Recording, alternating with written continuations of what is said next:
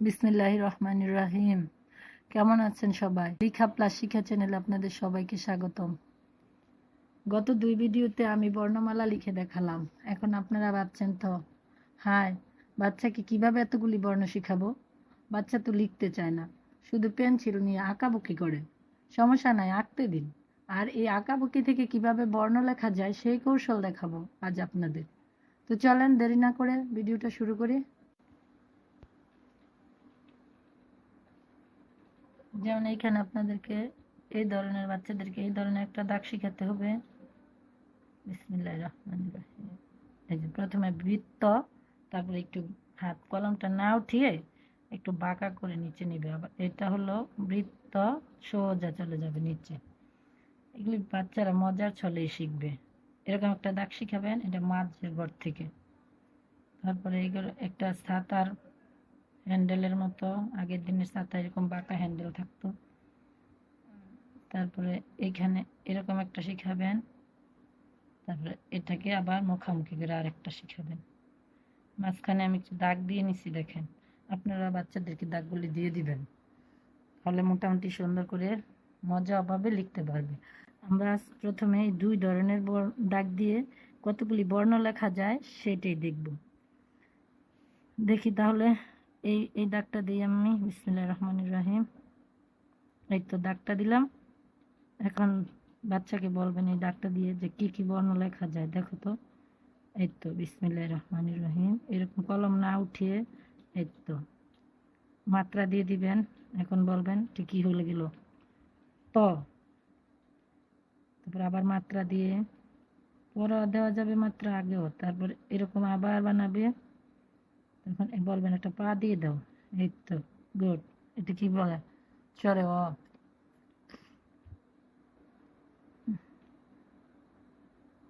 আবার বলবেন এরকম দাগ দিয়ে এটা একটা দেও, আর সরে অ আরেকটা পা দিতে বলবেন। এটাকে বলে আকার। কিন্তু বাচ্চাদেরকে মজা করে বলবেন একটা পা দাও। তাহলে হয়ে গেল 1 2 3টে বর্ণ হয়ে গেল সুন্দর। আর কি বর্ণ হয় দেখি তোমরা।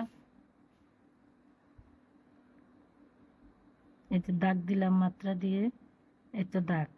তখন কলম না উঠিয়ে বলবেন এইভাবে নিচে নিয়ে যাও। এই তো হয়ে গেল হ। এই তো দাগ দিবেন, বাচ্চাকে বলবেন কলম উঠায় না, এই তো আগেরটার মতোই। তখন মাথার উপর একটা ছাউনি দিয়ে দিবে, এটাকে বলে রসই। তারপরে এইটার মতোই আবার ছোট করে এদিকে কলম না উঠিয়ে এই তো এইভাবে একটু বাঁকা করে আবার এদিকে আসবে। এটারও আরেকটা ছাতা দিয়ে দিবে।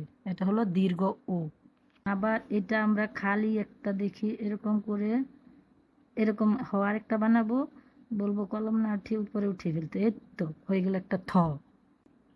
তারপরে আবার এরকম একটা শেপ দিয়ে কলম না উঠিয়ে একদম পেঁচিয়ে নিয়ে যাবো। এই তো হয়ে গেল ও। এই তো এই তো হয়ে গেল ও। বলবেন একটা পিছনে একটা এরকম দিয়ে দাও। দন্ত ন, এটা আমরা এই শেপটাই দিব, তখন একটু নিচ থেকে দিব। যেমন এই শেপটা দিলাম, এটা যেমন এরকম করে নিয়ে আসবো না, এটা এরকম করে না নিয়ে এসে একটু সোজা এইভাবে দিব। দিয়ে এই তো হয়ে গেল দন্ত ন। তারপর আরেকটা লিখতে পারি, এটা একটু উঁচু থেকেই দিব, দিয়ে এই তো এটা হয়ে গেল মধ্য ন। তারপর আরেকটা লিখতে পারি আমরা কি, এই তো এটার মতোই পেঁচিয়ে পেঁচিয়ে তো ল লিখে ফেললাম।